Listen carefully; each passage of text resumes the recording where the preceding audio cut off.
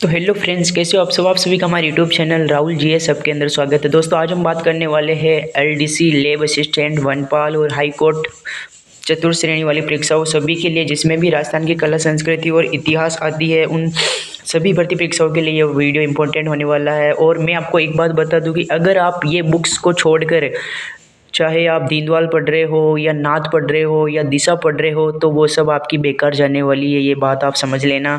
क्योंकि मैंने खुद थर्ड ग्रेड की अभी जो भर्ती हुई थी ना 17 जनवरी को, तो वो दी है और सारे क्वेश्चन इसी बुक, दोनों से बुक से आए हैं, कला, संस्कृति और इतिहास के। उसमें लगभग 27 से 28 क्वेश्चन आए थे कला संस्कृति के, वो सारे इस बुक से आए थे। और हिस्ट्री के 5 से 6 क्वेश्चन आए जो इस बुक से आए हैं।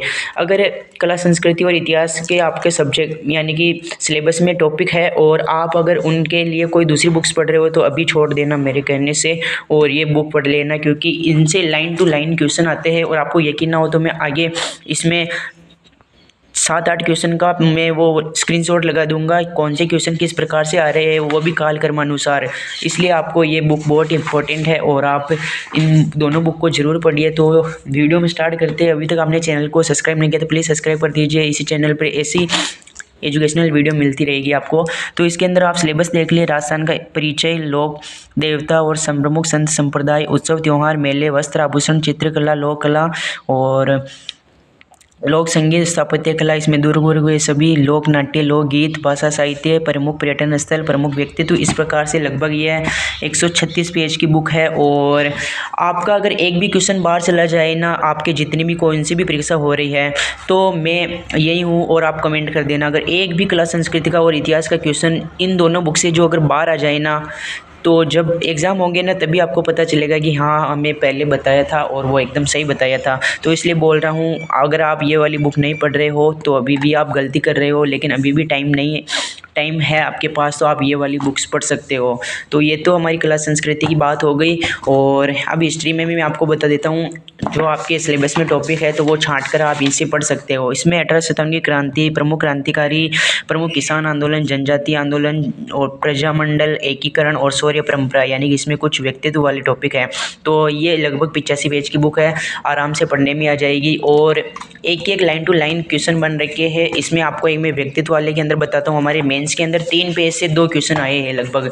तो ये प्रमुख व्यक्तित्व वाला टॉपिक है ना, तो इसमें लगभग ये 2 और ये 4 पेज है ना, और इनसे बहुत सारे क्वेश्चन आए हैं। मैं क्वेश्चन की फ़ोटो आगे लगा दूंगा, तो आपको देख करके भी यकीन हो जाएगा हाँ, इस प्रकार के क्वेश्चन आ रहे हैं। और आरएसएस भी इस बार ऐसा ही पेपर बना रही है सभी में।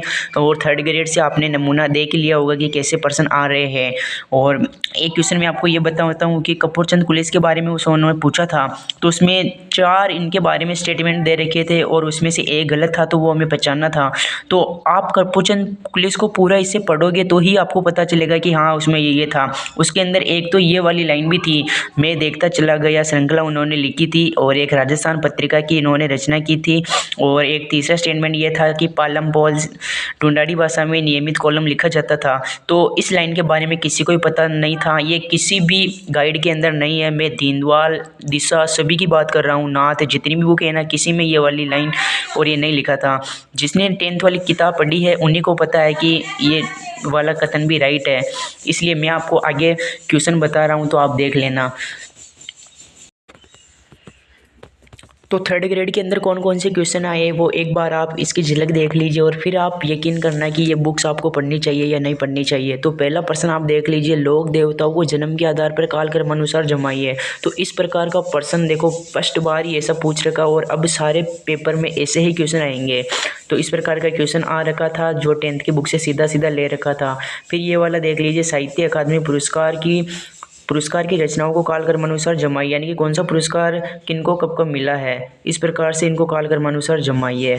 तो इस प्रकार के क्वेश्चन आ रखे हैं। और आगे वाले क्वेश्चन भी आपको दिखा देता हूँ कि ये देखिए, रामगढ़ बंड देवरा मंदिर की विशेषताएं कौन कौन सी है। तो इसके अंदर 4 ऑप्शन है और फिर इसका कौन सा राइट है। तो ये वाला सिर्फ और सिर्फ 10th की बुक में ही लिख रखा था, तो उसी के आधार पर ये सही हो रखा था। और इनके राइट आंसर देखने हैं या फिर इनके बारे में और सारे क्वेश्चन के उत्तर भी सही आपको देखने हैं तो ये वाला वीडियो देख लेना। स्क्रीन के इधर लग रहा है जो मैंने सारे क्वेश्चन बता रखे हैं, और वो मैं आपको कपूर चंद पुलिस की बोल रहा था ना, तो ये देखिए वो सेम टू सेम क्वेश्चन, ये 4 ऑप्शन दे रखे हैं इसमें राजस्थान पत्रिका वाला, और मैं देखता चला गया और इसमें कौन सा गलत है और कौन सा राइट है, ये इस प्रकार के ऑप्शन आएंगे आपके भी। वो ये आप मान लेना, मैं सही बोल रहा हूँ क्योंकि मैंने भी 3rd ग्रेड का एग्ज़ाम दिया है ना, तो ये क्वेश्चन ऐसे फर्स्ट बार ही देखे थे। फिर ये वाला क्वेश्चन भी आप देख लो कि सरिस्का बाघ अभयारण्य के बारे में कौन सा राइट है, कौन सा रॉन्ग है, तो इस प्रकार के ऑप्शन आएंगे। और अब पेपर का पैटर्न चेंज हो चुका है, ऐसे क्वेश्चन आएंगे। और ये वाला क्वेश्चन भी आप देख लो कि रचनाओं को कालक्रमानुसार व्यवस्थित कीजिए, कौन सी रचना कब और किस समय रचित हुई थी, ये भी आपको सन भी याद होना चाहिए। इसलिए मेरा तो ये कहना है कि ऐसे क्वेश्चन आ रहे हैं कि ये एक देवता वाला आया था, लेकिन ये तो थोड़ा सरल ही आया था। फिर इतिहास की बुक से ये वाला क्वेश्चन आया था, देखो कि 18 स्तंभ की क्रांति को कालक्रमानुसार जमाइए, तो इस प्रकार का ये आप देख लो। और फिर ये कीर्ति स्तंभ के बारे में भी आया था, ये भी एकदम नया क्वेश्चन था, और इसमें कौन सा ऑप्शन राइट है, तो इस प्रकार का आपको पता लगाना था। तो ये आप 10th की बुक से पढ़ोगे, ये स्थापत्य कला वाले टॉपिक से बहुत सारे क्वेश्चन आए थे इससे। और फिर आप ये वाला देख लो, ये भी स्थापत्य कला से ही आया था, बीकानेर शहर से संबंधित है। ये फर्स्ट बार क्वेश्चन बनाया है और ये 10th की बुक से बनाया है। तो इन क्वेश्चन को देख के आपको अंदाज़ा लग ही गया होगा कि हमें 10th और 9th की बुक ही पढ़ना चाहिए, इसमें कौन सा क्वेश्चन राइट है, इस प्रकार से पूछ रखा था, को सबसे उपयुक्त उत्तर कौन सा है। तो ये वाला क्वेश्चन था और एक ये वाला क्वेश्चन था। देखो आजकल सीधे क्वेश्चन नहीं आएंगे, आप देख लेना, आपके पेपर में भी नहीं आएंगे। कजली तीज के बारे में और गणगौर के बारे में दे रखा है, और सही है या नहीं है, व्याख्या कर रहा है या नहीं कर रहा है, इस प्रकार का आपको ध्यान रखना पड़ेगा। तो आपको अच्छे से तैयारी करनी पड़ेगी। फिर देखो ये उम्मेद सिंह रंगमहल बनवाया और फिर उनके शासनकाल में, तो इस प्रकार का है, और व्याख्या कर रहा है या नहीं कर रहा है, इस प्रकार के क्वेश्चन आपके 100% आएंगे, आप देख लेना पेपर हो तब। फिर इतिहास की बुक से ये वाला आया था, बिजोलिया किसान आंदोलन से कालक्रमानुसार घटनाओं को व्यवस्थित कीजिए। तो इस देखो 5 ऑप्शन दे रखे थे, फिर उन घटनाओं के बारे में ये option same to same RPSC जैसे क्वेश्चन बना रखे हैं। तो ये वाला वीडियो देख लेना, और आपको वीडियो कैसा लगा प्लीज़ कमेंट करके ज़रूर बताना।